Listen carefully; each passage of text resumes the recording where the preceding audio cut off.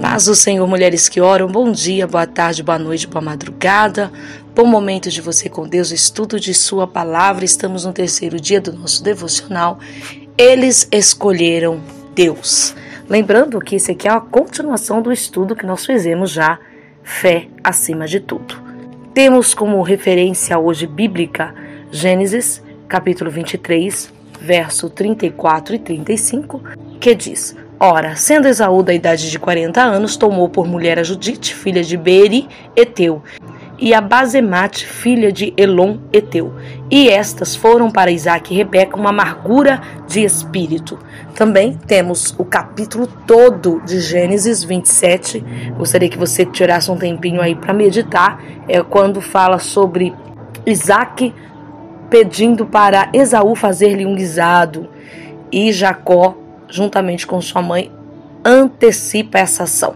Também temos Gênesis, capítulo 28, do 1 ao 9, que fala sobre Isaque mandando Jacó, depois de toda aquela confusão e a enganação, mandando Jacó para Padã-Arã para encontrar uma esposa. Também leremos hoje, para a nossa meditação, Romanos, capítulo 9, do verso 6 ao 18, que diz: Não que a palavra de Deus haja faltado, porque nem todos os que são de Israel são israelitas, nem por serem descendência de Abraão são todos filhos, mas em Isaque será chamada tua descendência. Isto é, não são os filhos da carne que são filhos de Deus, mas os filhos da promessa são contados como descendência. Porque a palavra da promessa é esta: por esse tempo virei, e Sara terá um filho. E não somente esta, mas também Rebeca, quando concebeu de Isaque, nosso pai. Porque, não tendo eles ainda nascido, nem tendo feito bem ou mal, para que o propósito de Deus, segundo a eleição, ficasse firme, não por causa das obras, mas por aquele que chama, foi-lhe dito a ela: o maior servirá ao menor. Como está escrito: amei Jacó e aborreci Esaú. Que diremos, pois? Que há injustiça da parte de Deus? De maneira nenhuma, pois diz a Moisés: compadecer-me-ei de quem me compadecer, e terei misericórdia de quem eu tiver misericórdia. Assim, pois, isto não depende do que quer, nem do que corre, mas de Deus que se compadece. Porque diz a Escritura a Faraó: para isto mesmo te levantei, para em ti mostrar o meu poder e para que o meu nome seja anunciado em toda a terra. Logo, pois, compadece-se de quem quer e endurece a quem quer. Eita, que Deus terrível e tremendo, né não? Embora os mandamentos de Deus sejam claros e suas bênçãos abundantes, frequentemente nós criamos situações com decepções e manipulações que destroem nossos relacionamentos. As ações da família de Jacó servem de alerta. Não importa o que você pensa que merece, é sempre melhor confiar na provisão de Deus em vez de nos seus próprios planos.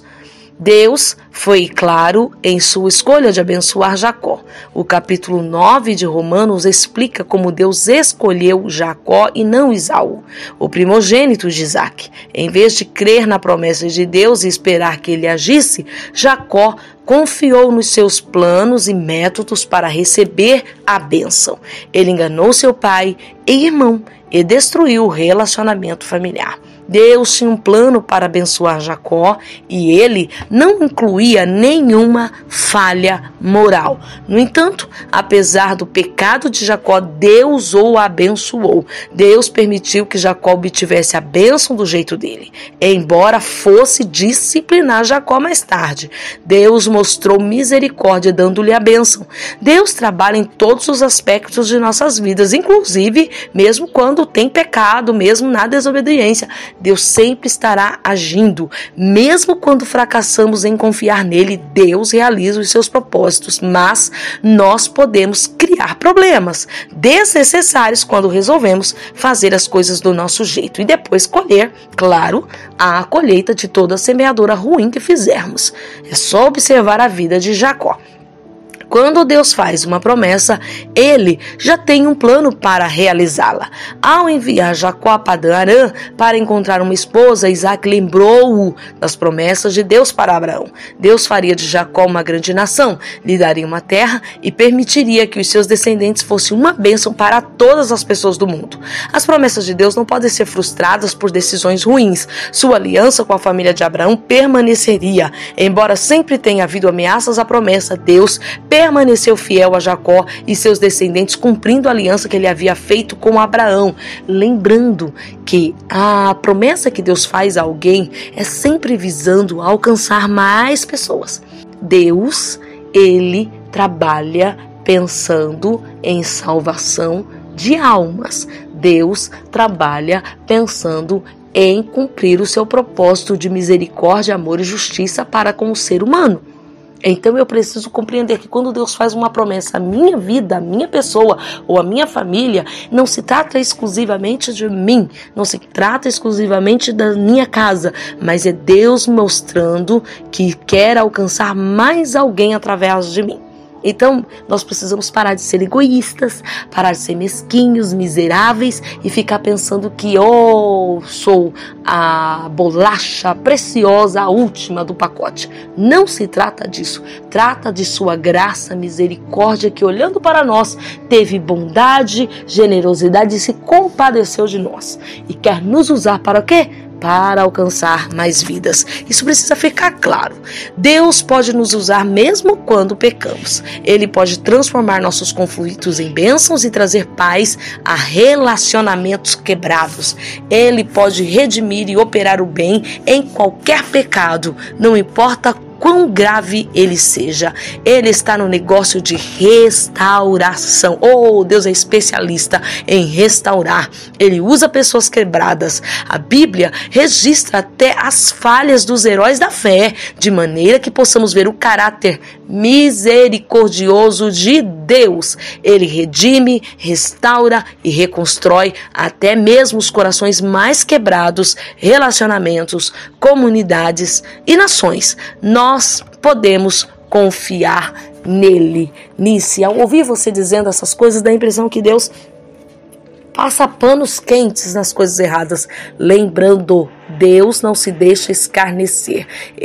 O nosso estudo está focando em que nada impedirá o propósito de Deus. Aquilo que Ele tem para fazer, Ele vai cumprir. Agora, em se tratando do nosso caráter, da moral e essas coisas, Deus vai nos alinhando. E aquilo que o homem plantar, você já completou a frase, né? Certamente colherá. Então, não posso achar, porque Deus trabalha, mesmo havendo pecado em mim, mesmo havendo falha em mim, continuar agindo do mesmo jeito. Cuidado, porque Deus pode fazer eu descer a cova e cumprir na vida do meu filho o que Ele tem para fazer através da minha família. Entende? Deus não se deixa escarnecer. Então, eu preciso entender que, mesmo sendo falha, Deus vai usar, mas Ele sempre vai trabalhar para que eu me corrija, me alinha. Lembrando, Deus trabalhou muito na vida de Jacó. Deus trabalhou, mudou, moldou e fez ele chegar onde precisava chegar. Agora, as consequências das ações e dos enganos e dos engodos de Jacó é visível por toda a extensão da família. É só observar. E acho que uma das piores coisas que Jacó vivenciou foi a venda de José pelos próprios filhos. Depois, aquela história, né, talvez uma besta fera tenha pego José, talvez aquela coisa que foi semeada e Jacó já entendeu que ele já tinha sido, né, devorado e destroçado e foi uma desgraça. Deus continuou trabalhando, mas cada um foi colhendo o que foi plantando. Então se liga, vamos fazer o seguinte, vamos confiar que Deus tem um plano. Deus tem um plano. Deus tem um plano. E Ele sempre sabe o que está fazendo. Amém? Que Deus te abençoe, que Deus te dê graça, que Deus te dê força e que nós venhamos continuar confiando ainda que o jeitinho brasileiro queira nos convencer de dar um jeitinho, de fazer de um jeito distorcido e imoral, vamos continuar confiando em Deus e não vamos agir na precipitação, porque senão depois teremos que colher os frutos. Eles escolheram a Deus. E nós? Estamos escolhendo o quê? Voltaremos amanhã, se assim Deus nos permitir. Beijo!